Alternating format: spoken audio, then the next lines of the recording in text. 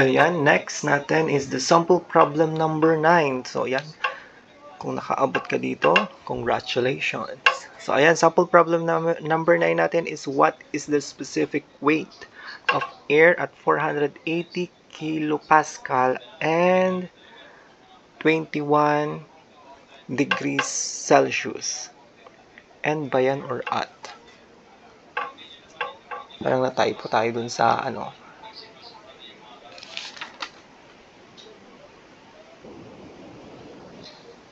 At.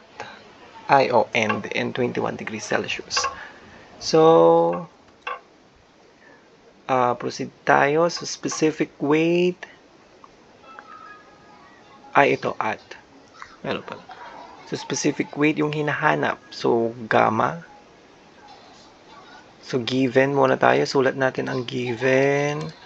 So, given tayo ng pressure. Itong pressure which is, ayan, 480 kilopascal. And then, may temperature tayo. So, ilagay lang natin. Temperature which is 21 degrees Celsius. And then, ang pinapahanap is specific weight. So, gamma ng air. Yan. So, una is kukunin muna natin yung para makuha yung gamma. Yung formula natin kanina na P, ayan, density times G. So, kukunin muna natin yung density. So, mass density. So, may formula tayo na pressure. Ayan, pressure all over RT. Ayan. RT, which is, ito constant tong R eh. This would be, ito yun. Wait lang, i-ano natin. R is equal to 287 joule per kilogram to Kelvin. Ayan. So, from that, and then temperature. Itong temperature is kailangan natin ng Kelvin. So, convert natin. So, mag-add lang tayo ng diba, degrees plus yung 273 para maging Kelvin siya. Ayan. So, dito tayo. So, P is equal to 480. So, kilopascal. So, gawin na lang natin siyang kilopascal to. So, gawin natin siyang pascal. So, ang 1 kilopascal ay equal siya sa 1,000 pascal. Diba? So, times kPa na lang siya, 1,000 PA or Pascal divided by itong R natin which is 287 joule per kilogram times Kelvin. So, ito is purahin muna natin. Ilagay na lang natin dito sa may left side. Okay. So, ayan, para may space tayo. So, yung R natin is 287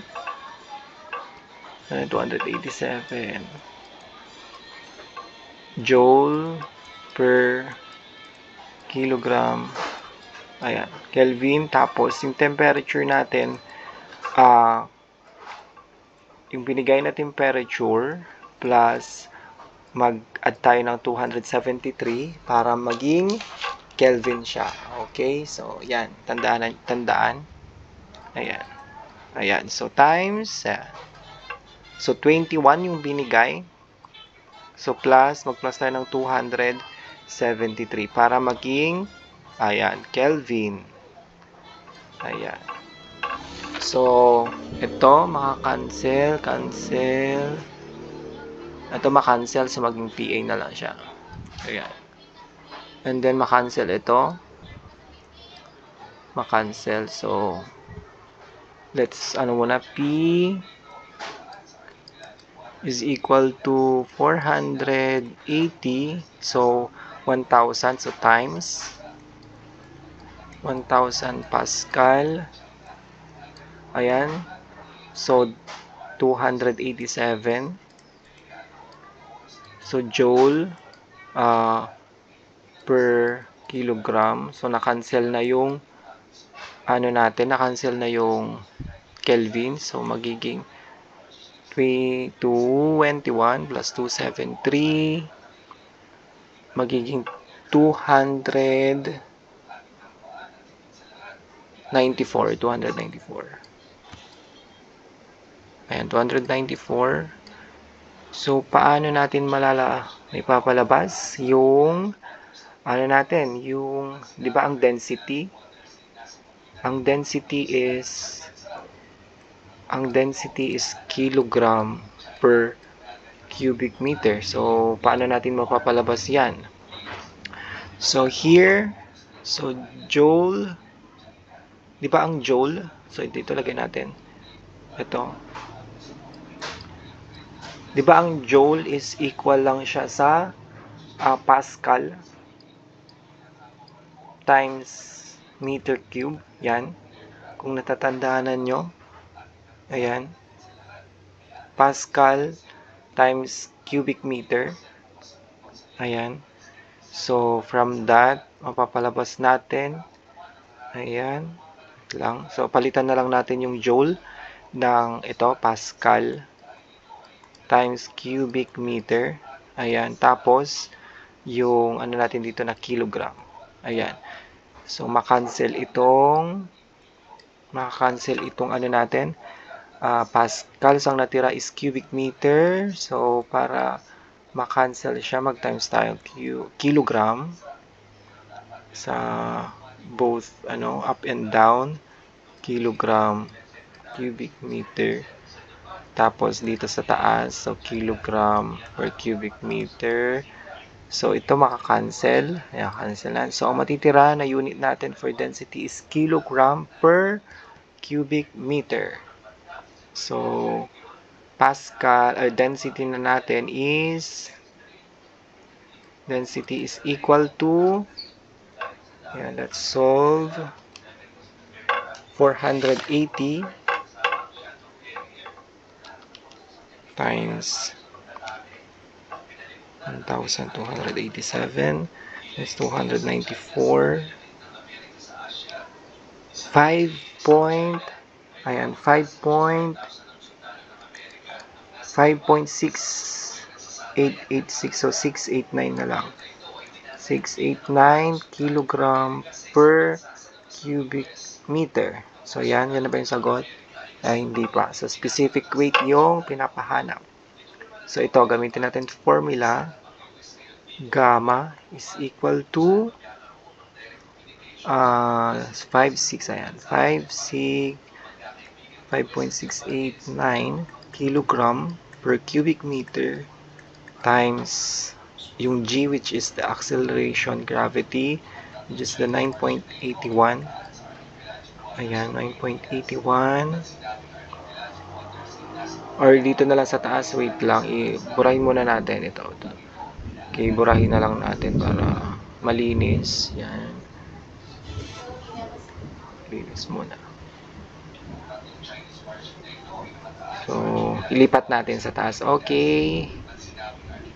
Ayan. So, using the formula, ito, gamma, or the specific weight ng air, is Pg, or the density times the gravity due to acceleration due to gravity or the G, gamma, PG, ayan. So, gamma ng air, ayan, is equal to 5.689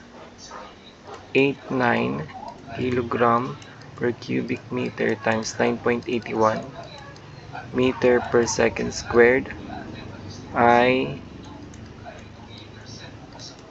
equal siya sa 5.689 9.81 is equal to 5.55 55.81 kil. So, yan, kanina yung kilogram, di ba? Ito kung natatandaan, kilogram per cubic meter squared ay equal lang siya sa Newton. So, yan, Newton. Ayan. So, magiging, ang unit natin is Newton.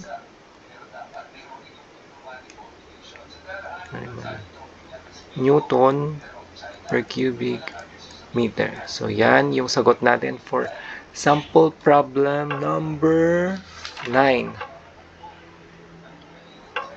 Number 9. So, yan. 55.81 Newton per cubic meter. So, yung kanina dito, asan na yung R? Which is, ito yung R. Asan na yung ano natin? Yung R is the gas constant. So, ito yung gas constant for air. Ayan. So, kung naano kayo kanina, nalito kayo kanina, or saan nanggaling yan? So, yung R is actually the gas constant for air. So, 287 joule per kilogram times Kelvin. So, yun. So, ito yung sagot natin, 55.81 Newton per cubic meter. So, yan. So, I hope na intindihan naman. So, para hindi na mahawa yung video. So, yan. Let's, ano na.